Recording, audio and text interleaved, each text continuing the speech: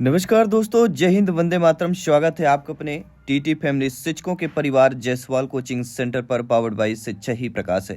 दोस्तों, आज की क्लास एमपीटेड वर्ग 3 पर्यावरण की क्लास रहेगी। पर्यावरण की क्लास नंबर 4 है। इसके पहले भी 3rd क्लासेज ऑलरेडी हम कंप्लीट कर चुके हैं बाय जायसवाल कोचिंग सेंटर।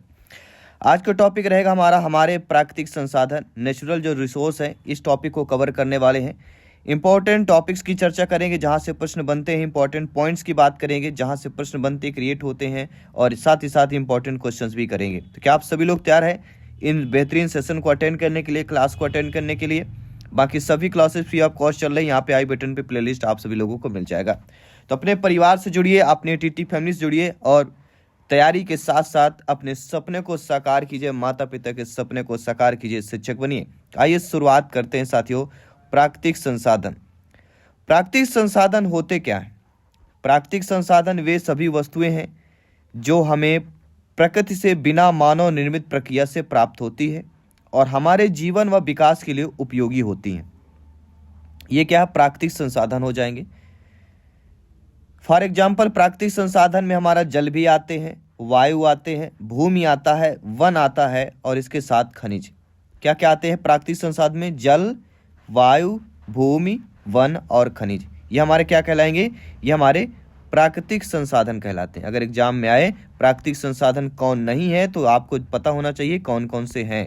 हालांकि बहुत ही सरल प्रश्न है, तो आप सभी लोग जानते हैं, ज्ञानी सर्वव्याख्याता लोग हैं, क्योंकि आप सभी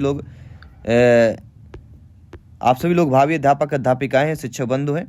तो ध्यानपूर्वक समझना है, सभी को अच्छे से अटेंड करना है, ठीक है ना? चलिए, सभी कमेंट कीजिएगा, प्रत्येक ब्रदर सिस्टर टीचर जिनका सपना अध्यापक अध्यापिका बनना, शिक्षक बनना। साथियों, अब बात करेंगे प्राकृतिक संसाधनों के प्रकार। तो पहला होता है नवीकरणीय संसाधन, रिन्यूएबल रिसोर्स होता है। ये संसाधन दोबारा उत्पन्न हो सकते हैं। जो प्राकृतिक संसाधन होते हैं वह दोबारा उत्पन्न हो सकते हैं, जैसे सौर ऊर्जा, पवन ऊर्जा। ये हमारे क्या है? प्राकृतिक संसाधन है जो हमें इनका दोबारा यूज कर सकते हैं। प्राकृतिक संसाधनों में हमारे नवीकरणीय संसाधन के अंतर्गत आते हैं, जैसे जल और वन हो गए। विशेषता क्या है? विशेषता है कि प्राकृतिक संसाधन कभी समाप्त नहीं होते हैं। यदि सही उपयोग किया जाए तो ये कभी भी समाप्त नहीं होते। नवीकरणीय संसाधन के बाद दूसरा अनवीकरणीय संसाधन आ जाता है। नॉन रिन्यूएबल रिसोर्स जो होता है, ये वे संसाधन होते हैं जो सीमित मात्रा में होते हैं और एक बार खत्म होने पर जल्दी नहीं बनते। तो अनवीकरणीय संसाधन जो जल्दी नहीं बनते हैं, फॉर एग्जाम्पल कौन कौन से हो जाएंगे? कोयला, पेट्रोलियम, प्राकृतिक गैस। ये तीनों अनवीकरणीय संसाधन में आ जाएंगे जो एक बार खत्म होने पर जल्दी नहीं बनते हैं, सीमित मात्रा में संसाधन होते हैं। और क्योंकि इनका रीजन होता है कि ये लाखों वर्षों में बनते हैं, इसलिए कहते हैं एक बार खत्म होने जल्दी नहीं बनते। तीसरा है हमारा प्रमुख प्राकृतिक संसाधन। प्रमुख प्राकृतिक संसाधन में भूमि आता है। भूमि एक जीवन का आधार है जिस पर कृषि, आवास, उद्योगों के लिए भूमि आवश्यक है। मृदा अपरदन और प्रदूषण। भूमि किससे नष्ट होती है? मृदा अपरदन से और प्रदूषण से भूमि नष्ट होती है। और संरक्षण कैसे किया जा सकता है भूमि का? वृक्षारोपण करके और कंटूर प्लॉइंग करके हम भूमि का रक्षण, लैंड्स का रक्षण कर सकते हैं, बचा सकते हैं। दूसरा जल, वाटर। वाटर क्या है? जीवन के लिए अनिवार्य है। उपयोग इसमें पीने के लिए, सिंचाई के लिए, उद्योग के लिए जल का उपयोग किया जाता है। समस्या क्या है इसमें? जल प्रदूषण और जल की कमी, दो चीजें समस्या के अंतर्गत पूछा जाएगा। इसका संरक्षण कैसे कर सकते हैं? तो जल का संरक्षण वर्षा जल संचय करके कर सकते हैं, जल बचाओ अभियान के द्वारा। अगला आपका है वायु। वायु श्वसन के लिए आवश्यक होता है। ऑक्सीजन जीवन का आधार होता है। समस्या है वायु प्रदूषण। और वायु का संरक्षण कैसे किया जा सकता है? पेड़ लगाकर, वाहन का कम उपयोग करके हम वायु का संरक्षण कर सकते हैं। फिर अगला है वन, फॉरेस्ट। वन क्या है? ऑक्सीजन प्रदान करते हैं, जीव जंतुओं का घर कहलाता है। लाभ इसमें कि जलवायु संतुलन बना रहेगा और मिट्टी का संरक्षण हम वनों के द्वारा ही कर पाते हैं। समस्या एक ही है, वनों की कटाई।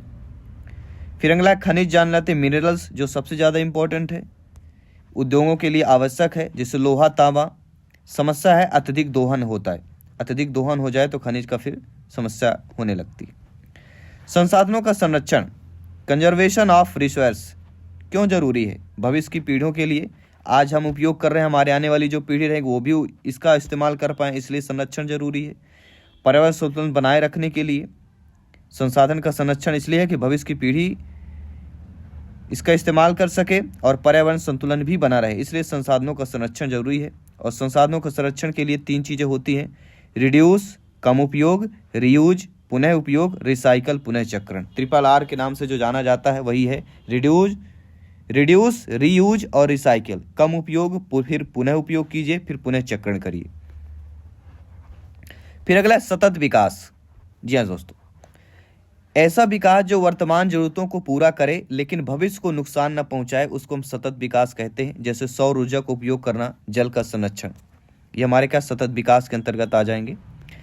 इसके बाद आता है पर्यावरण संरक्षण के उपाय क्या है। तो पर्यावरण संरक्षण को हम वृक्षारोपण करके कर सकते हैं, प्रदूषण नियंत्रण करके कर सकते हैं, प्लास्टिक का कम उपयोग करके कर सकते हैं और जागरूकता फैला के भी हम पर्यावरण संरक्षण किया जा सकता है।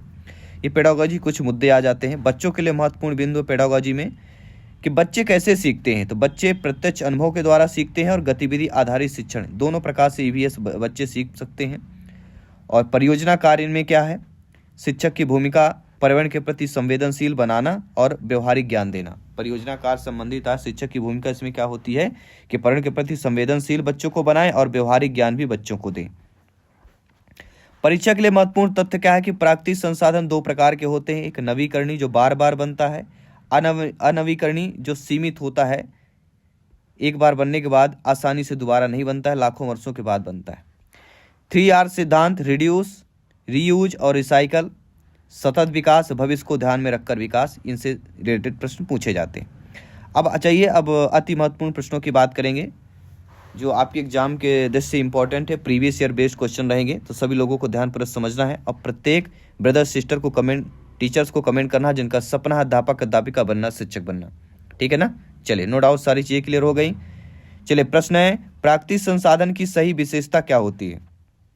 ये केवल जीवित चीजें हैं, ये केवल औद्योगिक उपयोग के लिए है, ये प्रकृति से प्राप्त होते हैं और उपयोगी होते हैं, या केवल सीमित होते हैं, सभी बताइए। जी हाँ, सभी मित्रों को जय हिंद, वंदे मातरम। साथियों, प्राकृतिक संसाधन की सही विशेषता क्या होती है कि ये प्रकृति से प्राप्त होते हैं और उपयोगी होते हैं।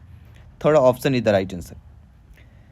सभी को अंत में कमेंट करना है। टॉप 25 यहाँ पे हम क्वेश्चंस MCQs करेंगे। 25 में आपका स्कोर क्या रहने वाला है, सभी को कमेंट करना है। अगला, निम्न में से कौन सा युग्म जो है सही नहीं दिया गया है। सौर ऊर्जा नवीकरणीय है, पवन ऊर्जा नवीकरणीय है, कोयला नवीकरणीय है, यह जल नवीकरणीय, कौन सा सही नहीं है। तो कोयला अनवीकरणीय में आता है क्योंकि यह सीमित, एक बार बनने के बाद आसानी से नहीं बनता है, इसलिए इसमें क्या आ जाता है, अनवीकरणीय आ जाएगा। अनवीकरणीय संसाधन के अंतर्गत हमारा कोयला आ जाता है। कोयला, पेट्रोलियम गैस, ये सारी चीजें क्या अनवीकरणीय में आ जाएंगी। अगला, सतत विकास की अवधारणा का मुख्य उद्देश्य क्या है। संसाधनों का अधिकतम दोहन, भविष्य की पीढ़ियों की उपेक्षा, संसाधनों का संतुलित उपयोग, या केवल आर्थिक विकास, सभी बताइए। जी हाँ, प्रत्येक ब्रदर सिस्टर टीचर जिनका सपना अध्यापक अध्यापिका बनना, शिक्षक बनना। जयसवाल सर आप सभी का अभिनंदन करते हैं, आप सभी के माता पिता को प्रणाम और नमस्कार करते हैं। और हमारी टॉपर नोट्स भी आ चुकी है, EVS के साथ साथ अन्य सब्जेक्ट की टॉपर नोट्स है। टॉपर नोट्स प्राप्त करने के लिए केवल आपको व्हाट्सएप मैसेज करना है 9630689598। इसमें व्हाट्सएप मैसेज करेंगे, टॉपर नोट्स का डिटेल आपको हाय हेलो कुछ भी करिए, डिटेल्स आपको वहाँ पर प्रोवाइड टीम हमारी करवा देगी, ठीक है ना। तो सतत विकास की अवधारणा का उद्देश्य हुई होता है संसाधनों का संतुलित उपयोग करना। Third option is the right answer हो जाएगा। किसी भी प्रश्न पर डाउट हो बेफिक्र आप लोग कमेंट कर सकते हैं, फीडबैक कर सकते हैं। आपका अगला प्रश्न आपके स्क्रीन पर है। वर्षा जल संचयन का प्रमुख उद्देश्य क्या होता है। जल को बहाना, जल को संग्रहित करना, जल को प्रदूषित करना, या जल को नष्ट करना, सभी बताइए। आप सभी लोग जानते हैं, आप सभी लोग ज्ञानी सर्वव्याख्याता लोग हैं, सभी कमेंट कीजिएगा कि जल संचयन का प्रमुख उद्देश्य क्या होता है। जल संचयन मतलब जल को संग्रहित करना, इकट्ठा। संचयन का मतलब इकट्ठा, संग्रहित का भी इकट्ठा होता है। तो पर्यायवाची जो समझता है हिंदी की, बहुत आसान है, सरल ना, ठीक है ना।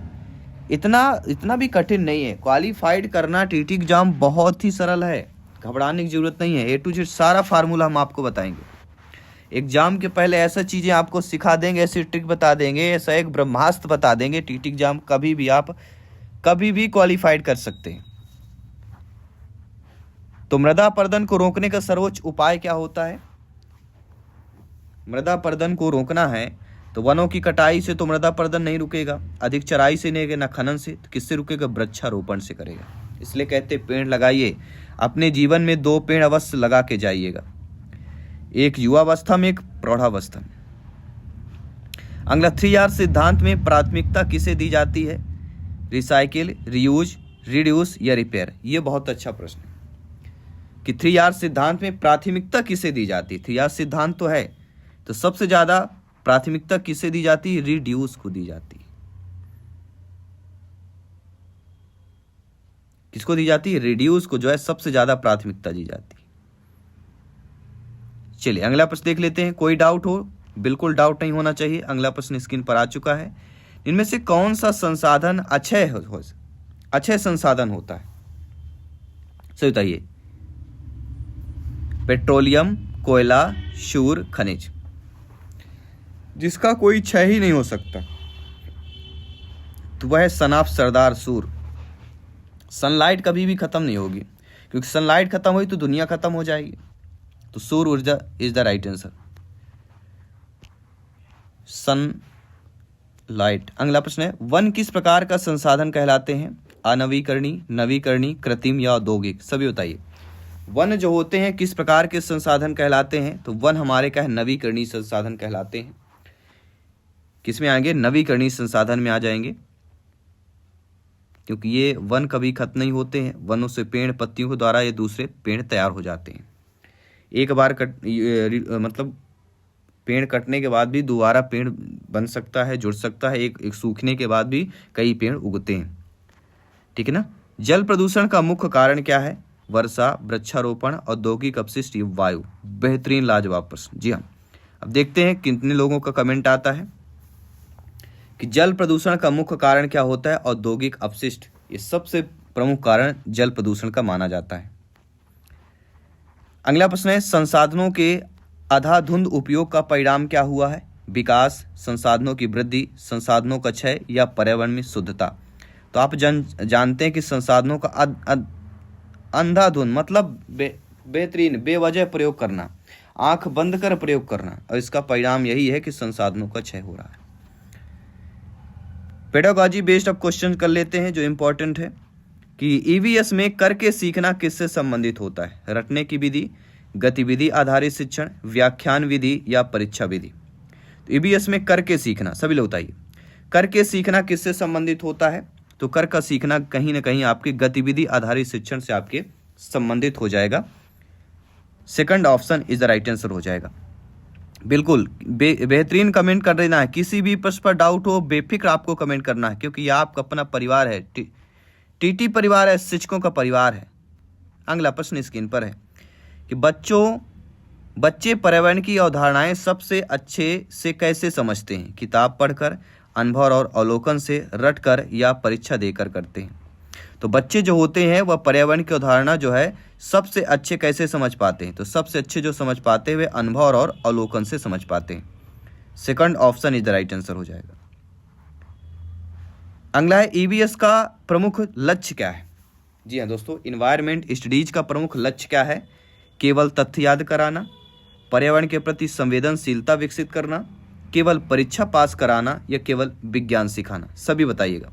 जी हाँ साथियों, ईवीएस का प्रमुख लक्ष्य क्या है? तो ईवीएस का प्रमुख लक्ष्य है पर्यावरण के प्रति संवेदनशीलता विकसित करना। क्या करना? संवेदनशीलता विकसित करना। Second option is the right answer हो जाएगा। अगला प्रश्न आइए देख लेते हैं, समझ लेते हैं और आप लोगों का फीडबैक जान लेते हैं कि इनमें से कौन जो है ईवीएस शिक्षण की उपयुक्त विधि नहीं है? फील्ड विजिट, प्रोजेक्ट कार्य, रटने की विधि या गतिविधि आधारित कार्य की बात करेंगे। तो ईवीएस शिक्षण की उपयुक्त विधि कौन सी नहीं होगी? देखिए, फील्ड विजिट हो जाएगी, प्रोजेक्ट हो जाएगा और गतिविधि आधारित कार्य, ये तीनों क्या हो जाएंगे? ईवीएस शिक्षण की उपयुक्त विधियों में से हो जाएंगे। और रटने की विधि या ईवीएस की विधि नहीं होगी, और यही तो पूछा जाया है। तो अकॉर्डिंग टू क्वेश्चन हमारा थर्ड ऑप्शन यहाँ पे सही हो जाएगा। निगेटिव प्रश्न ज्यादा आएंगे, मॉडरेट प्रश्न ज्यादा पूछे जाएंगे, तो हर प्रकार से हमें प्रिपेयर रहना, तैयार रहना है। इसलिए कहते हैं सिलेक्शन सर्वोपरि है। हर क्लास को ज्वाइन करना पड़ेगा, प्रिपेयर करना पड़ेगा, नोट्स को पढ़ना पड़ेगा और प्रीवियस पेपर को सोल्यूशन देखना पड़ेगा। सभी लोग ध्यानपूर्वक देखिए। प्रीवियस पेपर के सारे सोल्यूशन पड़े हुए हैं 2022-2024 के, प्लेलिस्ट है, प्लेलिस्ट जाइएगा, चेक कीजिएगा ऑप्शन को, सारे पेपर सॉल्व हैं, घबराने की जरूरत नहीं है, सब कुछ मिलेगा, क्योंकि ये आपका अपना परिवार है, टीटी परिवार है, शिक्षकों का परिवार है। अगला प्रश्न है, शिक्षकों को संसाधनों के संरक्षण के लिए क्या करना चाहिए? केवल पढ़ाना, जागरूकता, दंड या परीक्षा?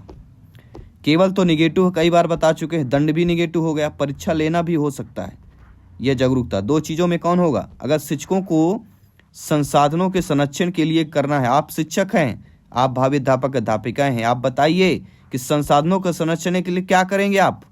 तो संसाधनों का संरक्षण करना है तो आप क्या करेंगे? जागरूकता फैलाएंगे, लोगों को जागरूक करेंगे, जागरूकता इज द राइट आंसर हो जाएगा। अब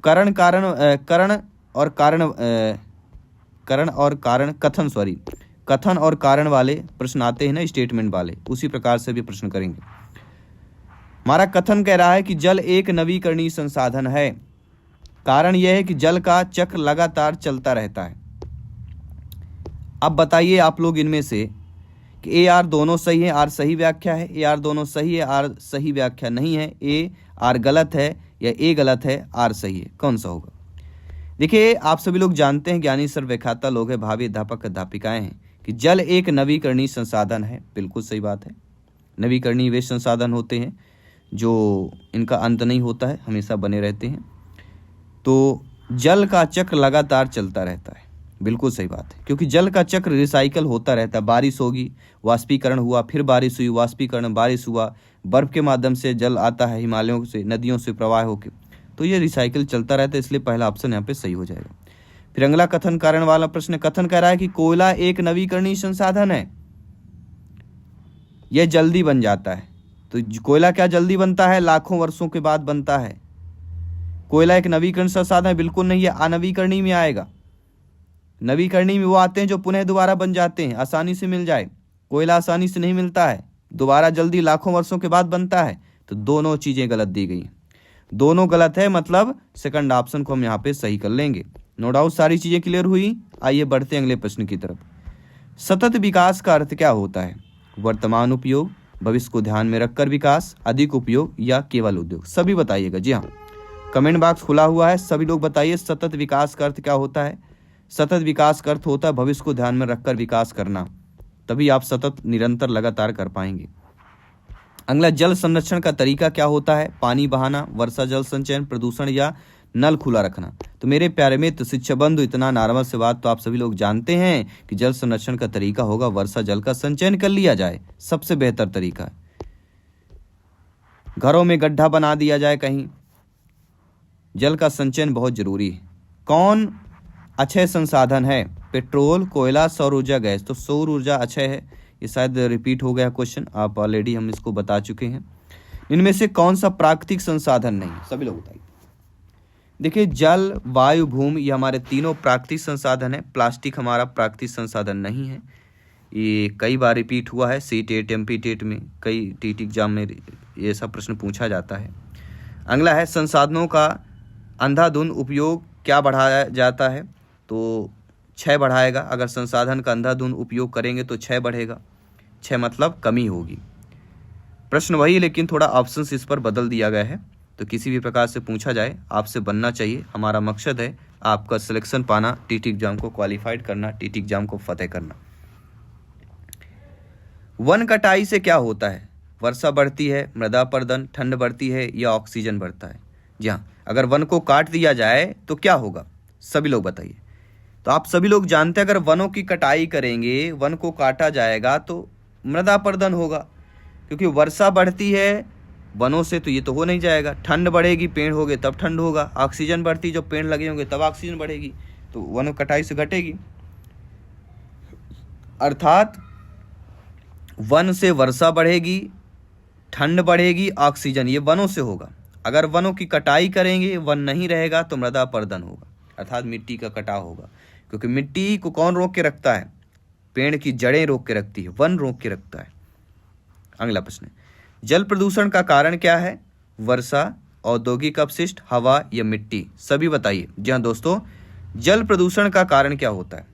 जल प्रदूषण का प्रमुख कारण औद्योगिक अपशिष्ट होते हैं। जो जल में जाके मिल जाते हैं, विलय हो जाते हैं और जल को प्रदूषित कर देते हैं। फैक्ट्रियों से निकलने वाले जो तरल पदार्थ होते हैं नालियों के माध्यम से नदियों में जो छोड़ा जाता है, वो चीज़ें होती हैं, वो नुकसानदायक होता है। रिड्यूस का अर्थ क्या होता है? दिया दोस्तों, रिड्यूस का अर्थ होता है कम करना।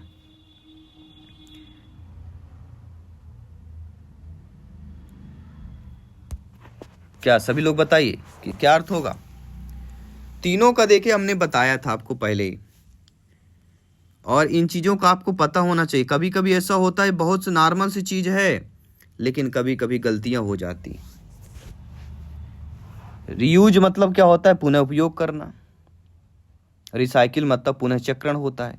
चलिए, आप सभी के लिए एक मॉक क्वेश्चन आप आज दे रहे हैं कि संसाधनों का संरक्षण क्यों जरूरी है। यह आप लोगों को बताना है, आप सभी शिक्षक बंधुओं को बताना है कि संसाधनों का संरक्षण क्यों जरूरी है। वर्तमान के लिए, भविष्य के लिए, दोनों के लिए या किसी के लिए नहीं। नीचे कमेंट बॉक्स बना हुआ है, कमेंट बॉक्स में सभी को कमेंट करके बताना है कि मॉक क्वेश्चन के आंसर क्या हुआ, और साथ ही साथ 25 जो हमने एमसीक्यूज किए इसमें आपका क्या स्कोर रहा, ये भी आप सभी लोगों को कमेंट करना है। आई होप सारी क्लासेज आपने अच्छे तरीके, बेहतर तरीके से समझा होगा। बाकी सभी क्लासेज चल रही, प्लेलिस्ट ज्वाइन कीजिए, प्रिपरेशन को मजबूत कीजिए। जिनको भी टॉपर नोट्स चाहिए, टॉपर नोट्स प्राप्त करने के लिए व्हाट्सअप केवल मैसेज करना, हमने नंबर बता ही दिया है 9630689598। ये जो टॉपर नोट्स रहेगी, ये 10 से 12 टीचर जो सिलेक्शन पा चुके हैं हमारे, उनके मार्गदर्शन पर उन्होंने क्या क्या बेहतर तरीके से पढ़ा था, क्या क्या टॉपिक पढ़ना चाहिए, वो सारा इंक्लूड कर दिया गया है। यानी कि 15 से 20% तैयारी आपको और बेहतर करेगी ये टॉपर नोट्स। बाकी एनसीईआरटी बेस्ड प्रीवियस पेपर देखिए, सोल्यूशन भी पढ़ा हुआ है, सारा पेपरों का सोल्यूशन हमने करा दिया है। प्लेलिस्ट विजिट कीजिए, बाकी क्लासेज अटेंड कीजिए। टीटी एग्जाम 101% आप लोग फतेह कर पाएंगे। तो धन्यवाद साथियों, मिलते हैं अगले सेशन पे, अगली क्लास पे। जय हिंद, वंदे मातरम। नमस्कार दोस्तों, जय हिंद, वंदे मातरम। स्वागत है आपका अपने